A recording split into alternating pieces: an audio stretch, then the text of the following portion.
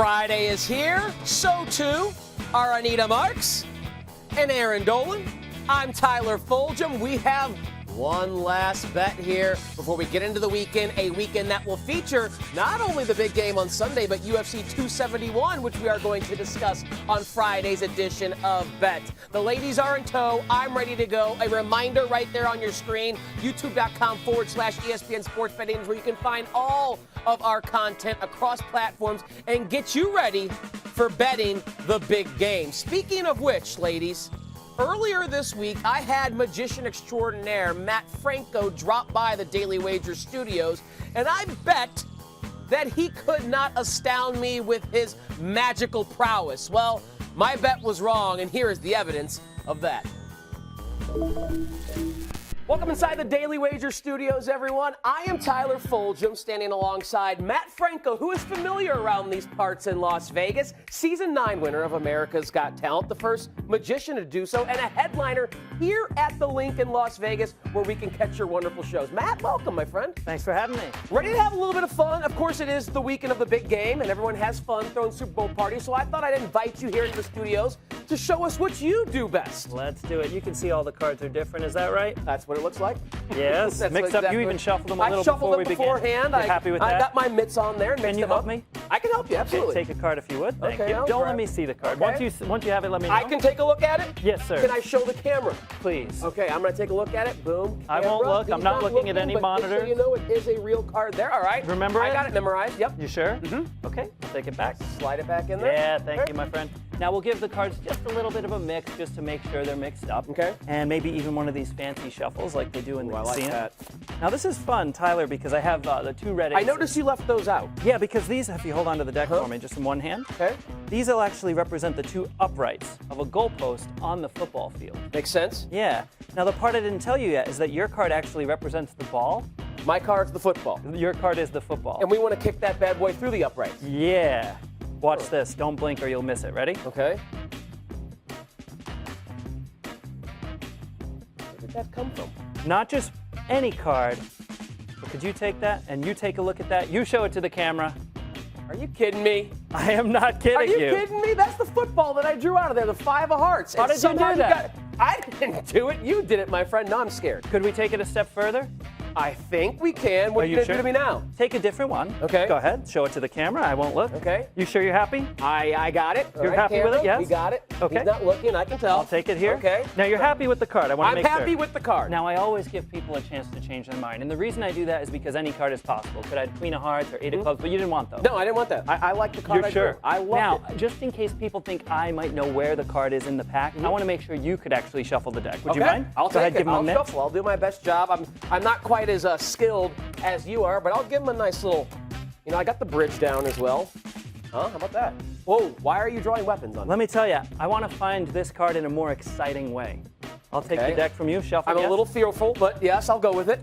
Watch the knife, watch the deck. Ready? Mm-hmm. I'm going to use this knife to find your card. Oh boy, do I need to step back?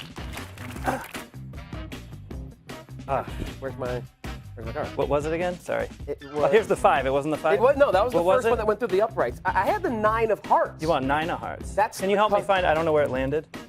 I don't see it anywhere here. Oh, wait a second. Could you just pick up that football for a second? Just two hands Football? like this? Yeah, 2 hands. Could you shake it? Do you hear something What- in there? what is going Set it on down here? right here. Set it down right here. Watch this, Tyler. Look. I told you I would use the knife to find your card. Can you see that? Are you? I'm actually going to cut through the ball. It's clean cut. Now look, by the way. look. I don't want to touch it. Look inside there. Do you see something inside What? there? You Can I actually grab it out? reach inside there. Make sure it's real. It looks like one card. What? The 9 of hearts in there? There it is. Matt Franco, my friend. I did not expect to see a knife come out, but I am in awe of what you have just done there. Thank you, my friend. Wow, that's why he's Matt Franco, one of the best magicians in the biz. All right, ladies, I don't know if you believe in magic or not, but Anita, your thoughts on seeing Matt Franco, one, pull a weapon on me, and then use it in a card trick like that? Yeah, I'm inviting him over to my next Thanksgiving dinner because that's the dude I want to carve my turkey. So, Aaron, have you ever been involved in a magician's, ruse? Have you ever seen a magician perform? Do you believe in magic? So I've never seen a magician actually perform. Maybe when I was like a little kid in preschool, we'd have one of those, like local type of magicians. Nothing to that extent. I mean, that is just a whole nother level. I mean, it was remarkable. Seen I've seen David Copperfield. Do I get brownie? David Copperfield. He's an OG. Matt Frankel's the guy here, though, who performs at the link where our studios are. So we had him join the Daily Wager studio. Awesome dude. Super nice. Can't wait to go see one of his real shows, but he got me. Again, the first card trick, okay, that was nice. But then when he pulled the knife, I'm like, whoa, bro, what are we doing here? I don't quite understand.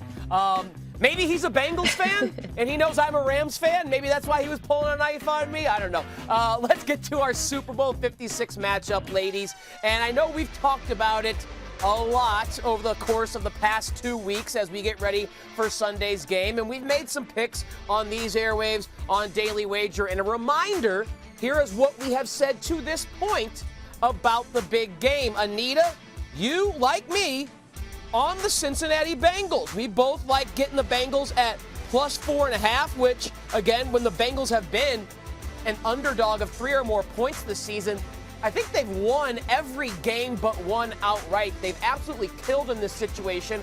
Aaron, you like a very specific money line bet, which has good value at plus 140, Cincinnati to win the third quarter. And Anita, I know you've talked about this on other platforms. Cincinnati starts slow usually on both sides of the ball. It's not until the second half where they pick things up. The AFC title game, the most glaring example of when that happens. So I want to offer us all the opportunity here. Now we've had more time to digest this. Anita, are you sticking with the Bengals? I see your shirt says Joe Burrow, so that's probably a stupid question. It says Hero Joe, and not only that, and Aaron, don't laugh. I know you're gonna laugh at this, but I went out. If you can see, I got my fingernails painted orange, Aaron. I am all in. I am all in on the Bengals. We are matching. Girl, I love you. All right, we are all Got it 2 days ago. And here's another thing. The more I do a deeper dive into this matchup, the more I love the Bengals, even more. And I'm looking for ways as to try to fade them or not be so in love with them. And the biggest glaring reasons why is just how magnificent Joe Burrow is against the blitz. And as we know, the Rams, 5th highest blitzing team. Go back, look at Joe's numbers against the Ravens, who's the #1 blitzing team in the NFL. He faced them twice. He had excellent numbers in those 2 games this season. Meanwhile, Matthew Stafford, no bueno, guys, when he goes up against a defense that plays a lot of zone and doesn't blitz a lot. In fact, at times only rushes 3 players. He's only 52%. The list goes on and on as to all the reasons why. I think I'm not going to say the wrong team's favored here, but man, I'll play this. I'll play this all the way down to plus 3. Yeah, and we've seen it move a little bit. Bengals now a 4-point dog. You lost that hook. In some shops, it's down under 4 to now the Rams are favored by 3.5. The total hasn't moved, though. Aaron, after opening up at 50, it's dropped to 48.5 and stayed steady for about the past 10 days. Your third quarter bet, though, you like the Bengals to win that third quarter on the money line. Nice value, plus 140 if I remember correctly. Real quickly, why was that an attractive bet to you? Yeah, so of course, I feel like we're trying to find as much value as we possibly can. A lot of the prop markets are also pretty juiced up at this point.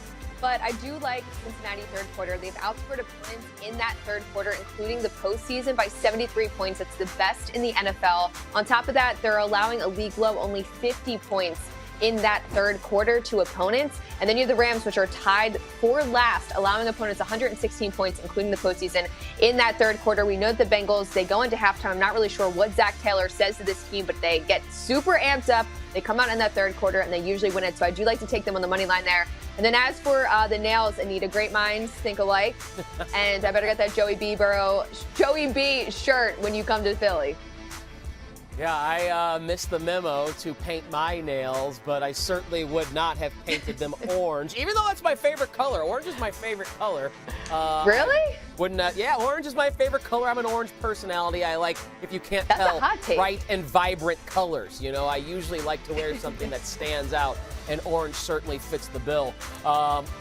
Yeah, like Anita, I jumped on 4.5 with the Bengals, figuring it would not get any better there in terms of the value. And of course, throughout the week, we've seen it slide towards the Rams to 4. Again, -3.5 in some shops. So I'm glad I jumped on the Bengals early, because I do think that hook, even though 4 is not as key as it once was, could come into play in this particular matchup.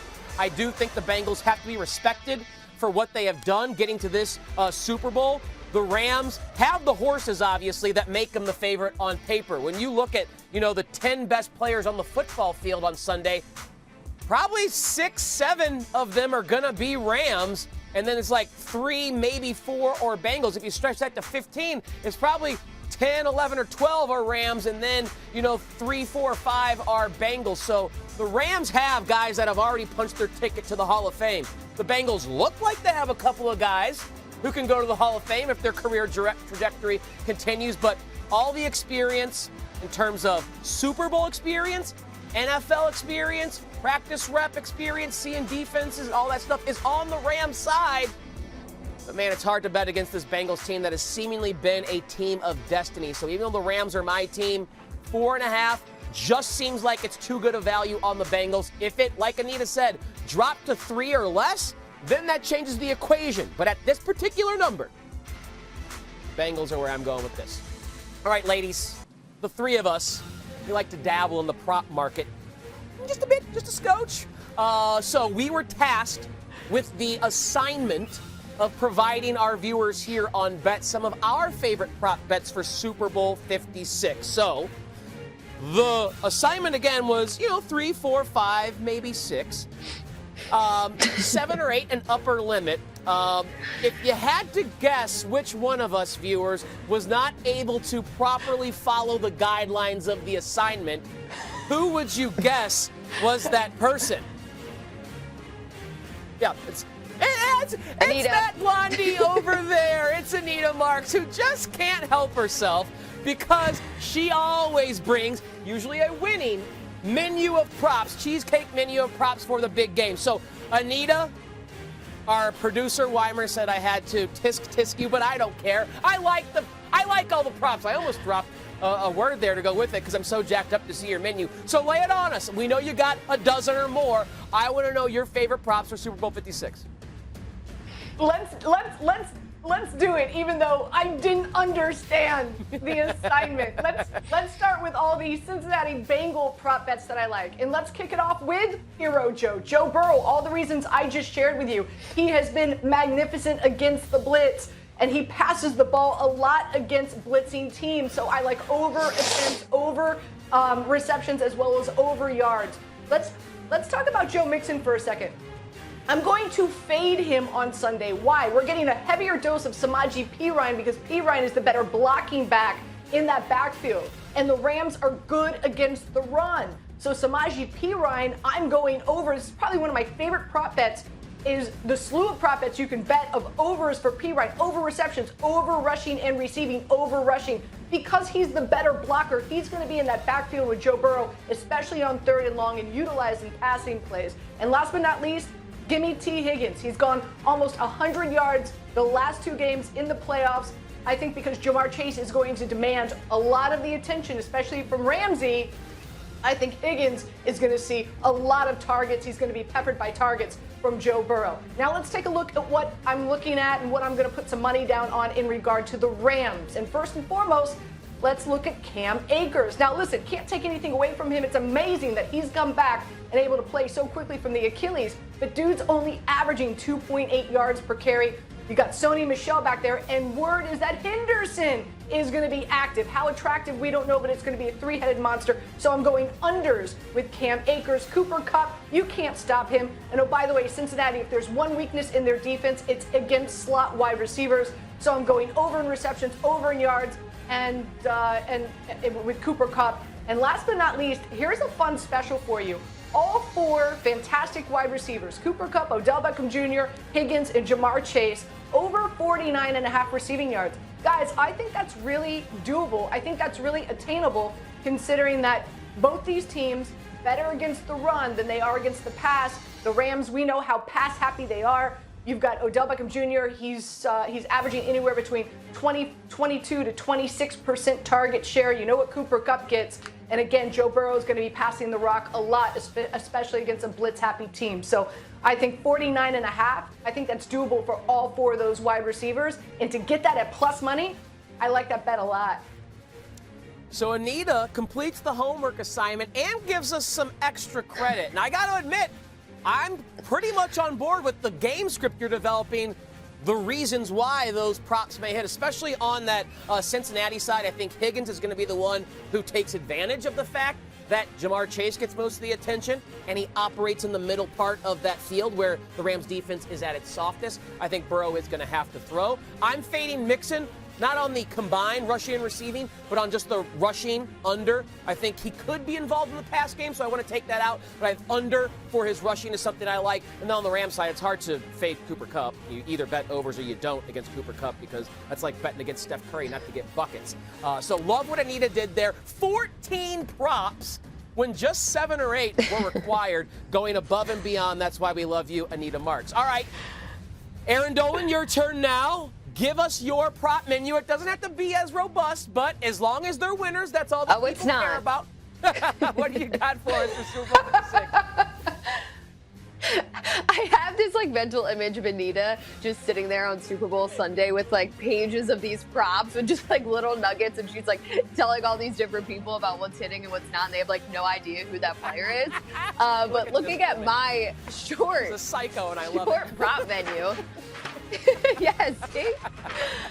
My first one is Joe Burrow to go under his rushing yards, under 11.5. Now, he's coming off a season-high 25 rushing yards against the Chiefs, but he's only averaging 8 rushing yards per game this season.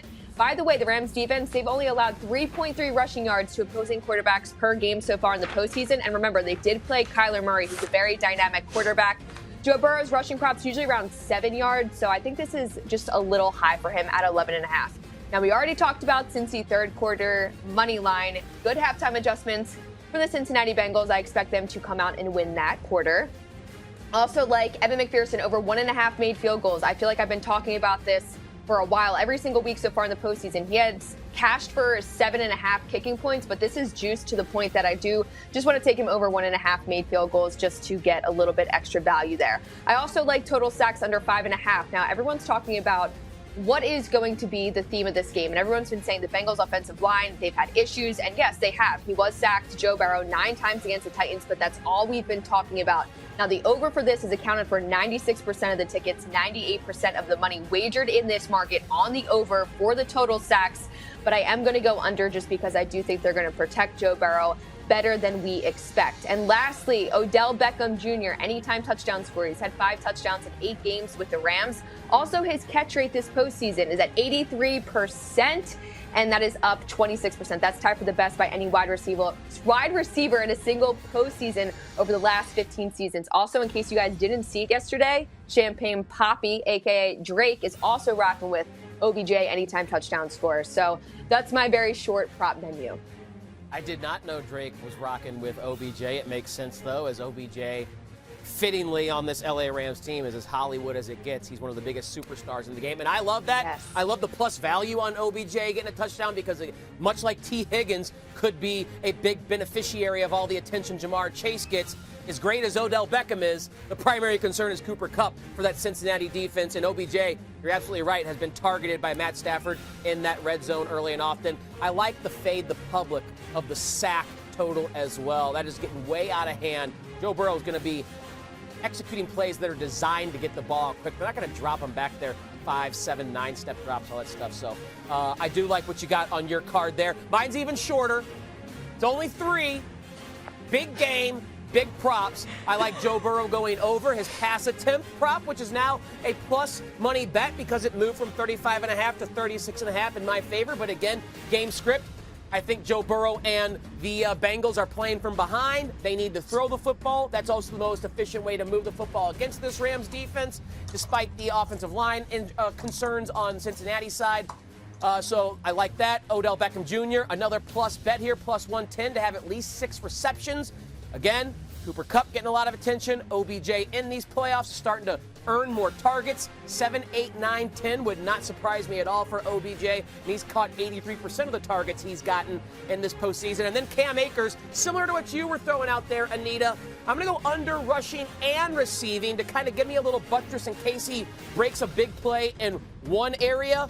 But I do think with Darrell Henderson now healthy and with Sony Michel having a style of running that could be better used if the Rams are ahead with his punishing style, I think Cam Akers might lose 2, 3, or 4 touches, and that's important when you're trying to gain yards. That's less opportunity to do so. So that's the way I'm looking at the prop market for Super Bowl 56. 14 from Anita, 5 from Aaron, 3 from me. Hopefully that's got you covered to at least get things started on your bingo card. Ladies, time for you to take a little respite here from the show because I'm going to hop into the octagon with our friend Ian Parker, who joins us here now on Bet to break down UFC 271. Ian, we appreciate you on this Friday before the big game and the big card that UFC 271 will be on Saturday to join us here. First and foremost, we got to start with the headliner there, Izzy Adesanya, one of my favorite athletes in mixed martial arts. A rematch with Robert Whittaker. And you go back to the last time these two fought, 2019 in Australia. It is where Adesanya earned that middleweight title belt by knocking out Whittaker in the second round. If you feel that the exact same outcome occurs, an Adesanya KO or TKO, you can get that at 8-1 in the second round. Nice payout there. Ian, does this fight make it to the championship rounds in your eyes? I really believe it does. You know, the first time around, Robert Whittaker, I felt, was trying to prove something a little bit too much in regards to striking with Israel Adesanya, who was on the up and up.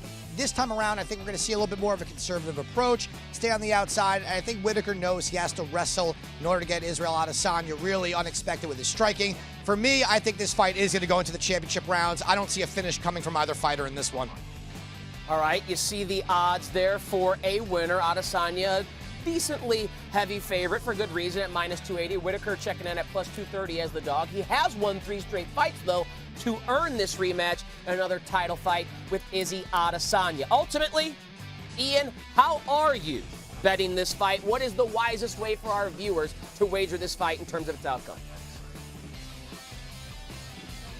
For me, I think the most value and the best play here is over 3.5 rounds. I do believe that Robert Whittaker has the striking and does have the, let's call it fight IQ and poise and methodical style to keep this fight going to deep waters. We've seen Israel Adesanya in his last 3 out of 4 also go by decision. So he's not forcing the knockouts. That one knockout to Israel Adesanya was the first time in a long time for Whittaker. So for me, it's over 3.5. Now, if you love Israel Adesanya and you want to shrink those odds down, take Israel Adesanya by decision. I think that will get you, both plays will pay off really nicely for you there. All right, Ian, expecting this fight to give the viewers and fans their money's worth by going deep into the matchup, which should be a good one, a rematch between Whittaker and Israel Adesanya. Now, we do have a heavyweight bout that might not last long because we got 2 bangers in there who can do some damage.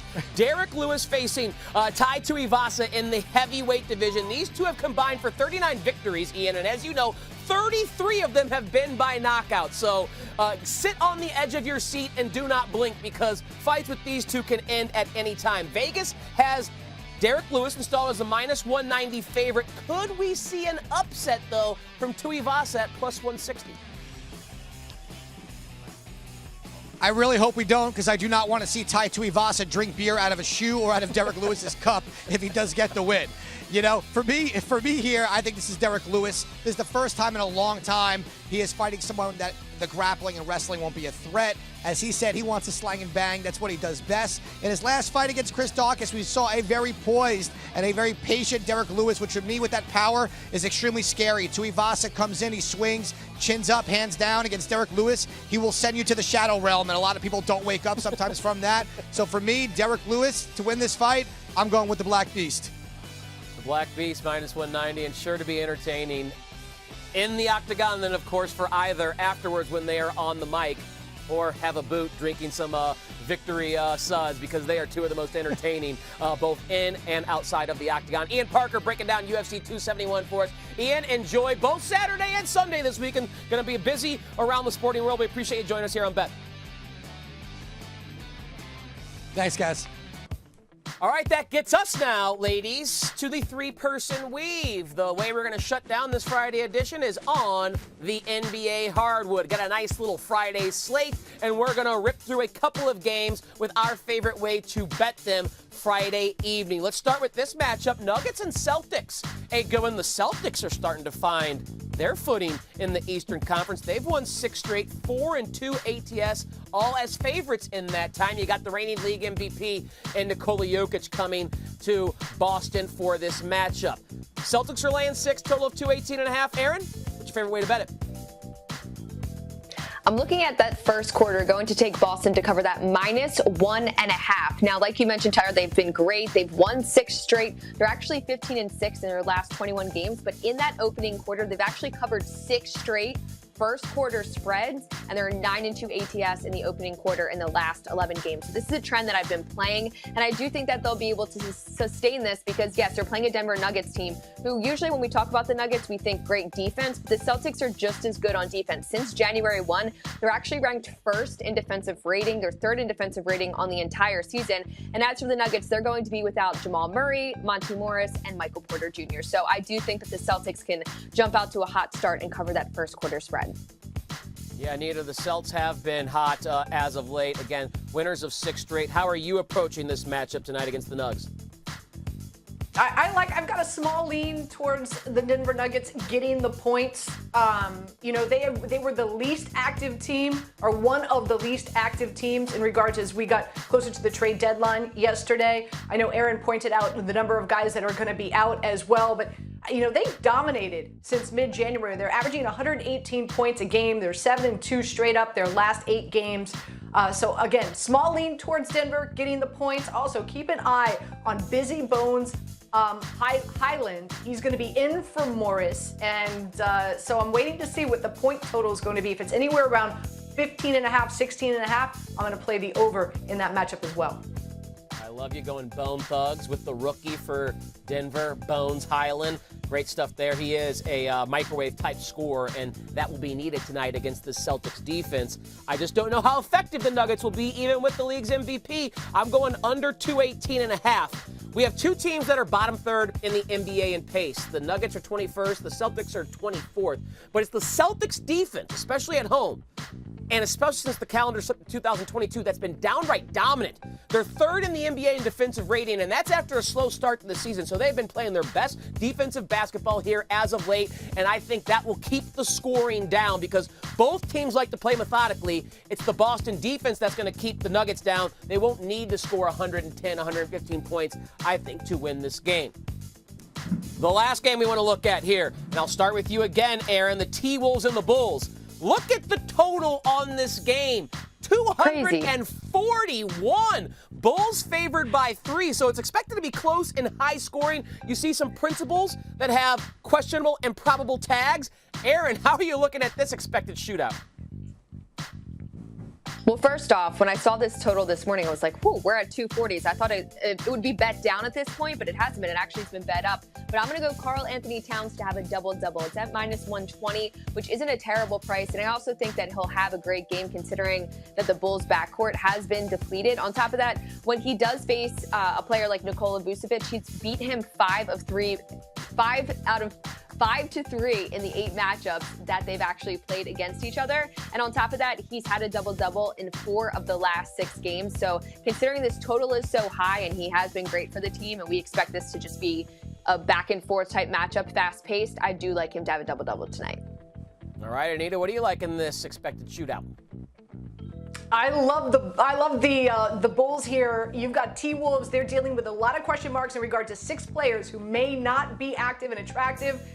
So I'm leaning towards the Bulls. I don't think they're going to have any answer for DeRozan as well as Zach LaVine. And both these teams, very fast-paced offenses, not a lot of defense. So even though I know it's a high number, I'm taking the over as well.